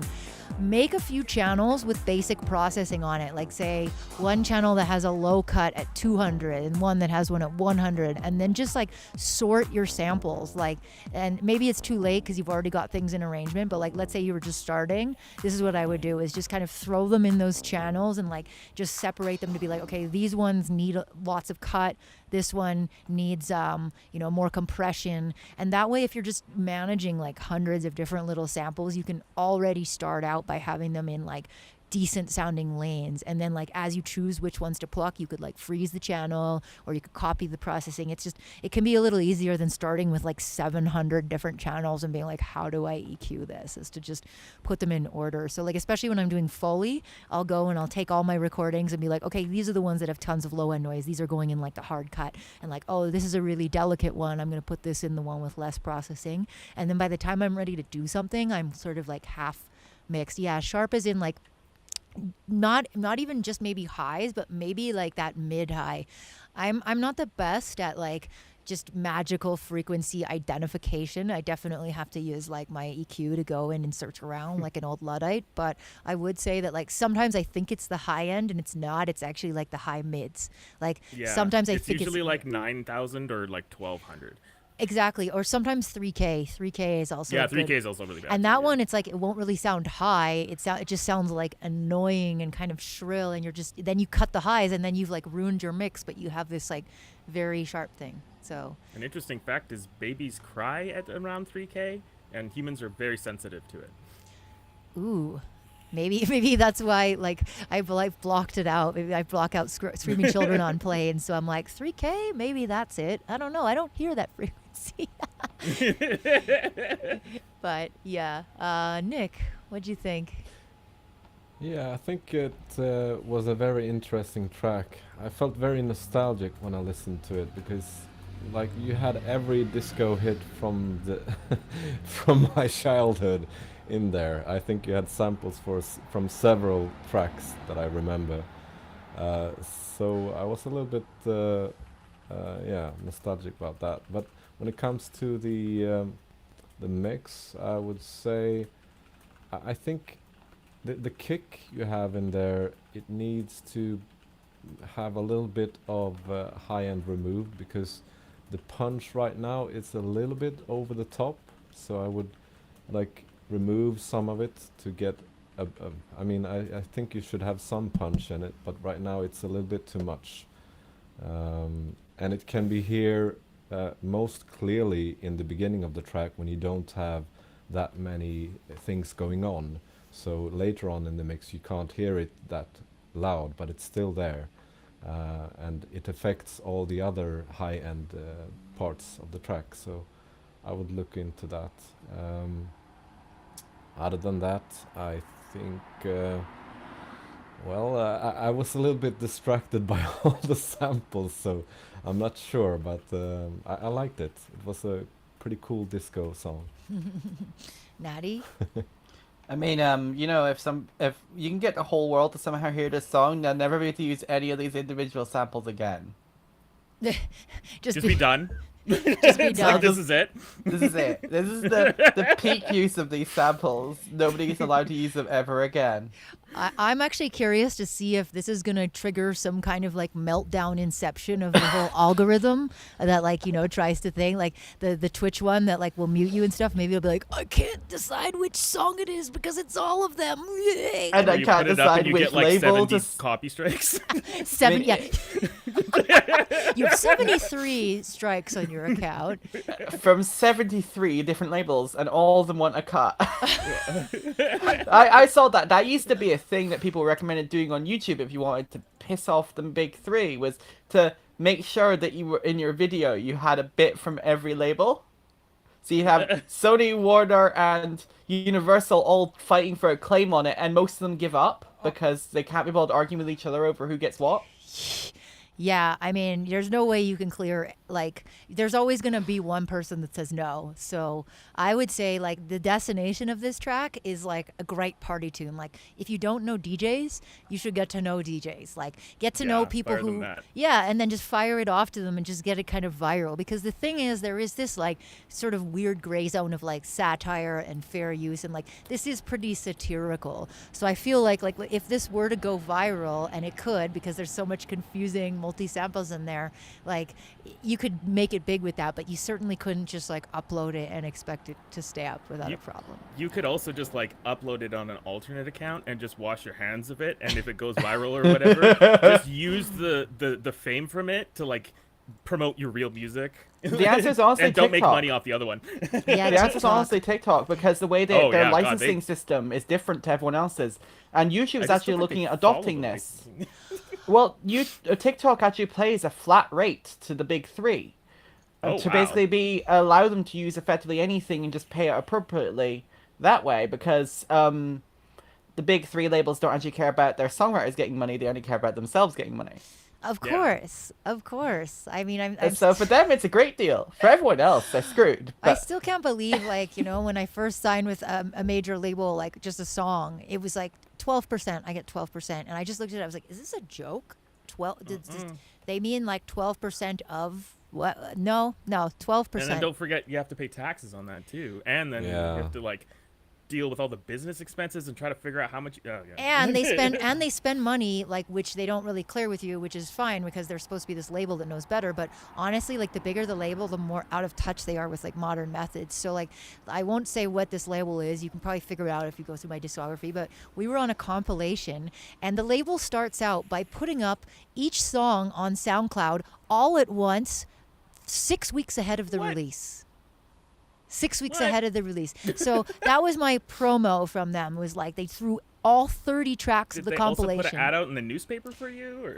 Yeah, a billboard. A billboard would have been cool. Yeah. So basically, I'm just sitting there being like on a SoundCloud that like has no followers as well. It was like it was just like every mistake that you can make, and I was like, well, I'm glad that I get 12% of nothing because it's the same as 12% of it being really big, and in this case, I don't have to feel like I'm missing out on any money. do you remember how pissed off I was?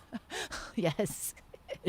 It was just so bad. So yeah, major labels, I would say use major labels if you can to like do some remix and get paid way too much for doing it. But I don't know. I've stopped thinking that someday I'm gonna get signed. Yeah, I I don't want know. to get signed to Anjuna Beats like in like 5 years, and I only want to get one track signed, and I only want to do it just to prove to myself that I could do it. Yeah, and I mean, Actually- yeah. Go ahead. Actually, there is a good thing about the bigger labels. I mean, you can all joke about it, but the thing is they have connections which reaches the playlists on Spotify, and also I mean, the fans out there. They have ways of reaching them that you can't. Only if they deem you're important enough is the problem there. Exactly. Yeah, exactly. yeah. So this was what happened with But the it's, compilation, because like some of the artists were like their artists, so they obviously prioritized them more and got them into playlists. Yeah. And then there were us, just the plebes, who were like filling space on the album with the 6-week-old obscure SoundCloud link. So But it's a good way to use. I mean, you should use a bigger label for what they do. If you're in the start of your career and you want to make it big, and maybe putting one track on a major label would actually be good for you. But it all depends on how they handle the track, and you, of course. I mean, there are really bad scenarios where you could end up like in ill-esha's case here, but there are also good cases where no, that's a good people who are, yeah. That's a good point. So, No, and I think you're yeah. right to bring that up, because sometimes people who are just starting, they stress about what percentage they're getting when they don't even have anything Yeah. out yet. So I totally Yeah, agree. It's kind of like 5% of Just something use is it better as a than stepping- 0% of nothing, right? Yeah, like Yeah, don't give just- them your favorite track that you've ever made unless Exactly. you're sure about it. But yeah, you're right. I mean, they are good for exposure if you need the exposure. If you, my situation, I was sort of already like at a certain level where I was like, okay, you should take me beyond, and instead they were like, nah, we're just gonna leave you where you are because you're not our Yeah, artist. That so, sucks. but I yeah. think it just comes down to like anything in creative fields is you just sort of have to like pick out your goals and like read the fine print and always get a lawyer to look at Exactly, anything you're ever yeah. signing. For the love of it will save you so much headache and money, and it will cost a lot up front, but it's totally worth it. And make friends with law students, man. They'll do it for free. True. Or beer or whatever. And although this is not legal advice, if you see a sentence in a contract that says throughout the universe in perpetuity, read a little Run. closer, at least. Especially perpetuity. Yeah, perpetuity and through the universe as well, because that literally means like when Elon goes to Mars and starts a new planet and starts a club out there, they are going to be just claiming everything there. So future-proof yourself for Mars, folks. Nick, have you ever put something out I on a can't major believe they label? thought that far ahead. I mean, I can, but Well, not. I mean, I have a track on Armada Records. It's not a major, but That's it's still pretty big, though. huge. Major. Yeah, That's- yeah. I respect that.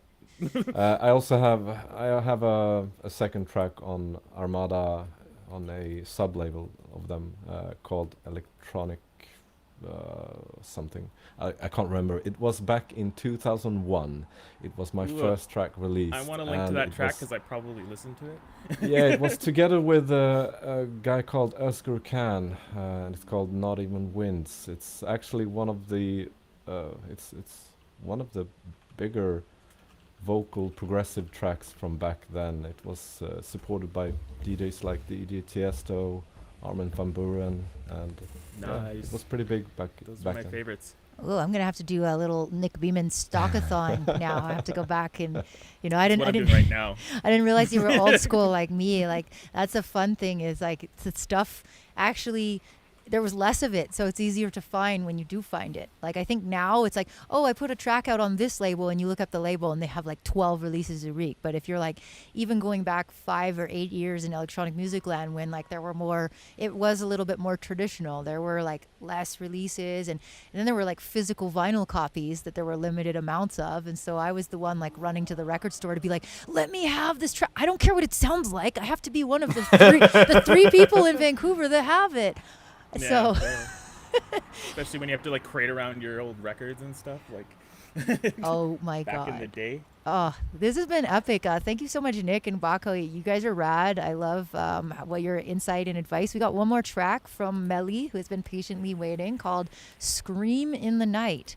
And they say, I care the most about the energy that comes across in the track and also worry a lot about mix issues. So this will close us out for the jam. And, maybe we'll do this more often. Now that I know exactly the limits of my boundaries, I'll tell you, it's about 4 guests in one panel, just like this, and everything still works. So we now know that I need a second computer if I want to bring more people. So thank you to our guests for both being really cool and be willing to experiment me. And shouts out to Steve from Video Ninja for being our in-person tech support. Thank you, everybody. And Samurai. Whee! And Samurai, you're awesome. Everyone's awesome. Everyone is awesome.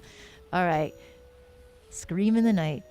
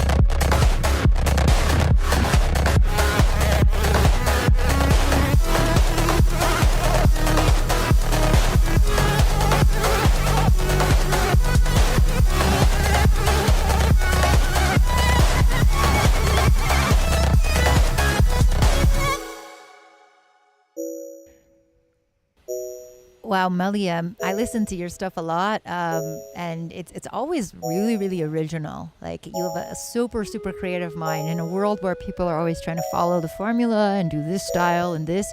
Your music doesn't really sound like anyone's to me.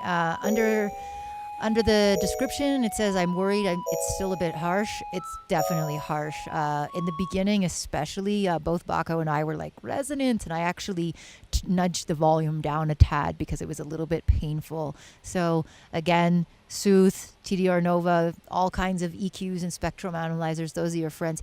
I will say that once it drops, it sounds like so much more pro and full, but the intro definitely needs work because the intro sounds like you've just started the sketch. Like, okay, I have an idea and I need to put something in here for now and I'll come back to it later. And I think there's a little bit of storytelling missing. Like, I've always noticed that you have a lot of really cool, really well developed like sounds singularly. Like maybe you have like one cool, really detailed sound, but then it's like you've forgotten to sort of open up the rest of the space, like Foley, noise, like stereo things happening. Like I hear a good focus element, but I'm missing like the detail around it. Almost like if you're making a painting and you've just painted like the person in the foreground and you haven't painted like the happy little trees and the mountains and all this stuff.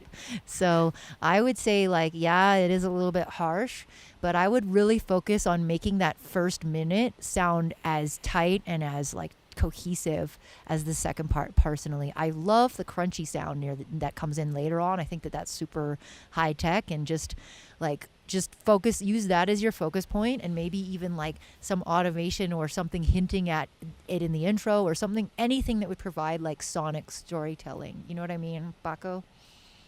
Yeah, totally. I wouldn't put it any other way in terms of the difference between the first half and the second half. That intro just needs it needs like some atmospheric layers. And I was gonna say that it's similar to art, where like I'm also an artist, where I get really hyper focused on the one thing that I'm doing, and then I'll be like, make this really nice, super intricate, detailed drawing of just one thing, and then there's just nothing behind it. So it's the horse meme. Yeah. And the same thing happens to me with sound design. I get lost in like, I'll just be like, oh, I play around with faceplant while I'm trying to make this lead, and then like it'll be 3 hours later and I've just made one sound. So like definitely make sure that you're spreading the love around. And then yeah, man, the sound design though is super cool. Like I don't know what that lead did to offend your mother, but like you crushed the hell out of it. But it was super cool. Yeah, I would also try to find an element from the second part to incorporate into the first part to sort of unify the track. Because right now it also sounds like two separate ideas, but I feel like it totally could be one cohesive whole. So usually bringing something in from one and the other will help. Oh, definitely. Nick? So much good feedback here. I don't have much more to add actually, but I really liked the track. I think it had a very retro vibe, and yeah, like some people said in the chat, it made me feel like I was in a 90s arcade game. I really enjoyed it. So yeah. Yeah, amazing. Natty? I mean, my closing thought is it's also just really rare to hear dark synthwave that's actually happy. Most of them just go evil and gloomy. This is like, it follows a lot of the same characteristics, but it's a fun tune. It takes you places, and I really love that. Amazing. I love any synthwave that's just outside of the cookie cutter synthwave, because and I always approve the of sound that. design just pigeonholes you so hard that you can't hear more than an hour or two of synthwave before you're like, all right, I've heard it, I got it. Like Yeah, no, I mean, synthwave is a tough one, but I think when it's done well, it's like super, actually, ironically, it's super current. Like right now, everybody is going crazy for the 80s and for any kind of retro stuff. So definitely, like, I could see people partying to it. You may have to make a version that's a little more DJ friendly. That would be something to think about, because it's like synthwave is a more predictable style, and you've sort of like pulled that into a more abstract kind of arrangement. So if I were a DJ and I was used to my predictable synthwave tracks with like the intro, I might be like, hey, I don't know how to mix this. But this is something that is an old person thing to say, because it seems to me that these days DJs don't really mix the way they used to. So people are trying to mix dubstep with anything else. Like what? Good point. It's just noise. Just put the noise with the noise. You're good. One thing I wanted to share before we sign off, we have the finals of LBC season 1. I've been working really hard on this as usual because I love doing this, and I'm so happy that all of you have come with me for the last year to like build and experiment this. And Nick, you've been super instrumental. That's a music pun I like to use. You've been instrumental to this community. It's all about the dad jokes. Come on, Dad let's go. jokes, totally. And I just want to let you know that we are going to stream this live. It is at 9:30 p.m. Central European time because it's in Barcelona. And we're going to have like basically the 3 champions of the Bristol round, the Shinos Tech round, and the Audius round. And we're also going to have some really cool like beat battle stuff, finger drumming showcases. We have a beatboxer. So one thing that you can help us do, we haven't officially launched this until Monday, but basically we are doing a wild card. And to be totally transparent with you, I just didn't have it in me to have another round before, like the timing just didn't work out. Like by the time I was ready to do this, there was only time to have 3, but it's no fun with 3. We need 4. So we've taken the top 4 scoring contestants that did not win the other rounds, and you are going to be able to vote on them. Really, Ryan, he had some stream problems and it was really hard to see his set. So he's actually going to re-record it so that it's in higher resolution. So that'll be up tomorrow. Let's go, Annie. Yeah, Annie was so lovely.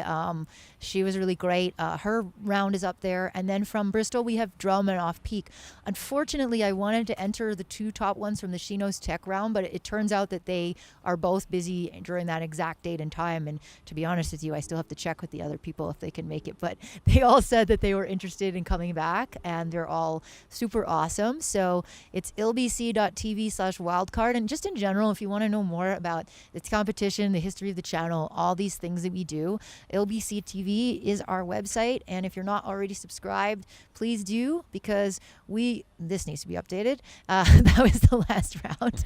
But I mean, basically it tells you more about like all the shows we've been doing, who we are. It's basically me and it's Matt Black. You may not see Matt on the weekly streams, but he is basically the godfather of this whole project, and he has been judging it all around. So he will actually be doing a set at the finals. And multi-streaming technology, this has been the bane of my existence for the last year. We love to tell people about it.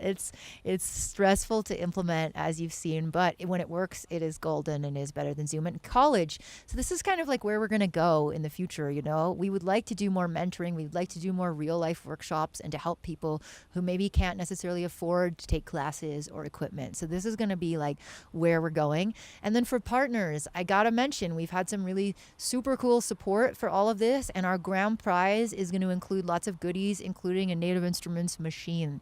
So big ups to all of these people, but especially Native Instruments and Loop Masters have been super supportive. And also, we may be on the front page of Twitch for the finals. So I would love if you would come and join and do some visual fun effects. Thank you, everybody. Thank you, Nick. Thank you, Bako. Thank you, Natty, of course. And we're going to do feedback next Wednesday. It'll be a little short because I got to go to the airport, but it will happen. So if you want to get in for next time, we're going to clear and reopen the sheet. Like, literally, I don't know. I'll let Natty do it. He's better with this thing. He's going to reopen it for me. But thank you. Any last words from each of you? Bako? Yeah, I just started streaming, so check out my stream, same name on Twitch. And other than that, thanks for having me on. It's always fun to be able to crack jokes and judge your music, even though I'm totally not qualified for it. But what are you gonna do? Amazing. Nick, you have any projects going on? Anything you want to tell anyone? Well, like I said earlier, I'm working on an album and hoping to get it ready by the end of this year. I've been working on it for almost 2 years now. I'm a very slow worker when it comes to my music, and I tend to let tracks take their time and sometimes rework them 2 or 3 times before I'm happy. So, but I'm really happy to show you guys one of them that is going to be on the album now. Other than that, I'm really grateful for having me on this show. It was really fun to be on and not just comment on the chat for once. So yeah, it's been fun. Anytime. And Natty, I will let you give some final thoughts to anyone. Anything else you want to say? Well, we do actually have one person lined up for Wednesday for coming on. Okay. If anyone else wants to come on, we've still got a space or two if you want to recreate this multi-panel experience. Multi-panel experience. Well, that's it. Thank you for joining us on a happy Sunday, and you know the drill. It's time for our very out of tune